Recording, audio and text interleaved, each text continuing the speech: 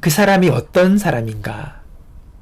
그것은 그 사람이 어떤 생각을 하고 있느냐에 따라 결정된다고 할 수 있습니다. 그래서 성경은 무릇 그 사람의 생각이 어떠하면 그의 사람됨도 그러하니 라고 했습니다. 그의 생각이 그 사람을 만든다는 것이지요.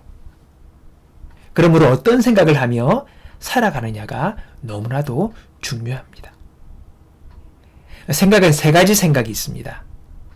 하나님의 생각, 내 생각, 마귀 생각입니다.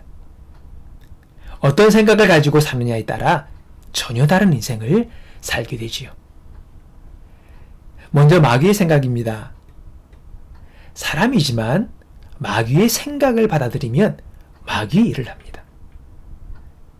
예수님이 잡히시던 전날 밤에 가룟 유다에게 일어난 일입니다.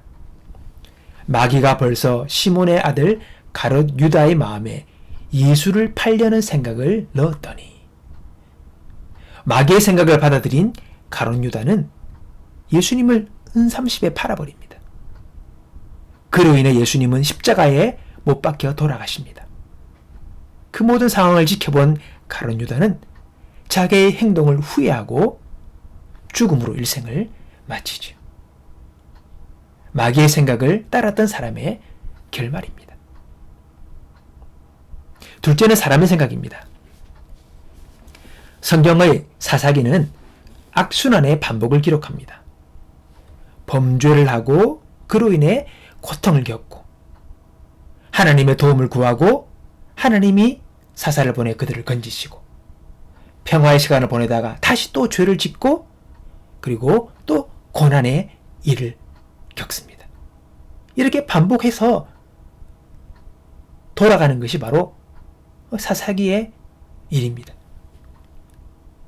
그러면서 가나안에 정착한 이스라엘은 점점 침몰해가죠.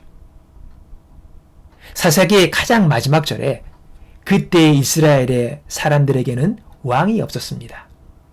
그래서 사람들마다 자기가 하고 싶은 대로 했습니다.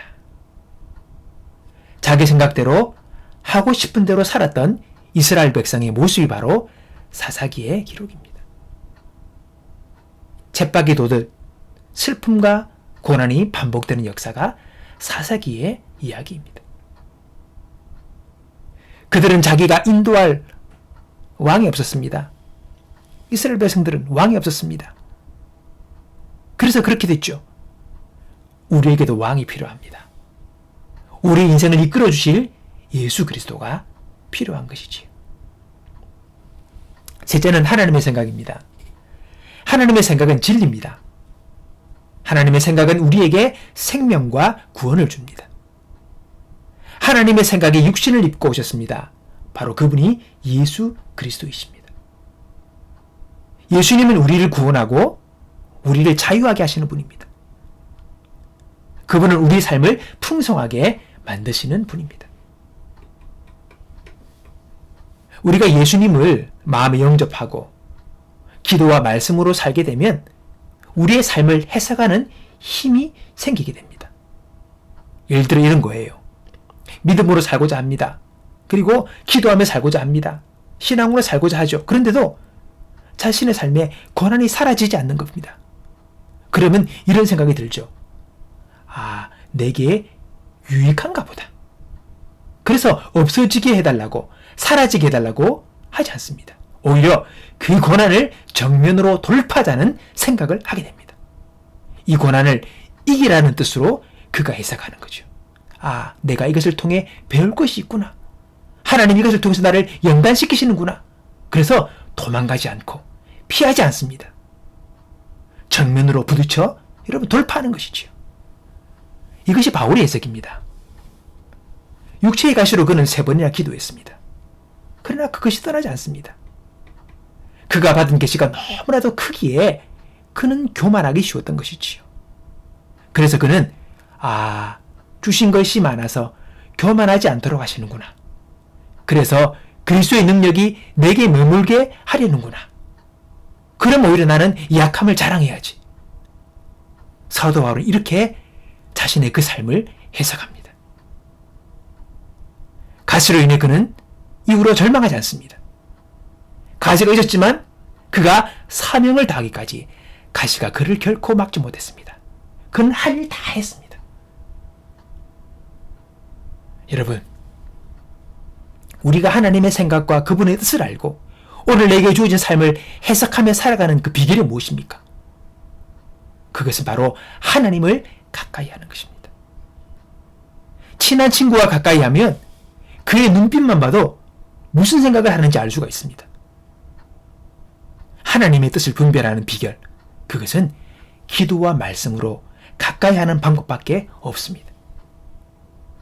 제가 처음 신앙생활을 하면서 하나님의 뜻이 뭔가, 어떻게 그 뜻을 분별하는가, 그에 대한 궁금증을 가지고 여러 책들을 봤습니다.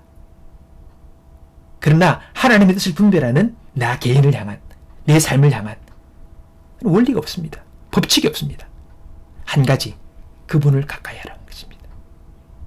하나님을 가까이 하면 그분은 우리에게 삶을 해석할 수 있는 힘과 눈을 주십니다.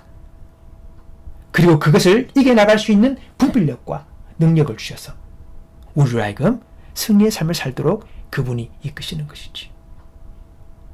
여러분, 지금 우리가 30일간 무릎으로 사는 그리스도라는 책을 가지고서 하나님을 가까이 하기를 연습하고 있습니다. 여러분, 비결은 딴 것이 없습니다. 삶을 이기는 비결, 승리자로 살아가는 비결, 열매 맺는 비결, 내가 복을 누리며 그 안에서 살아가는 비결, 그분을 가까이 하는 것입니다. 기도로, 말씀으로 주님을 가까이 하여 주님께서 우리에게 은혜를 베푸심을 경험하는 저와 여러분이 되기 바랍니다. 다윗은 고백합니다. 하나님께 가까이 함이 내게 복이라. 그렇습니다. 복인 거죠. 다윗은 그것을 알았습니다. 하나님을 가까이 함이 내게 복이라. 하나님의 생각과 하나님의 뜻을 아는 것으로 우리를 채우셔서 우리의 삶이 승리와 영광의 삶이 되도록 인도하실 우리 주님을 찬양합니다. 오늘 저와 여러분이 모두 그렇게 살아갈 수 있기를 주의 이름으로 축복합니다.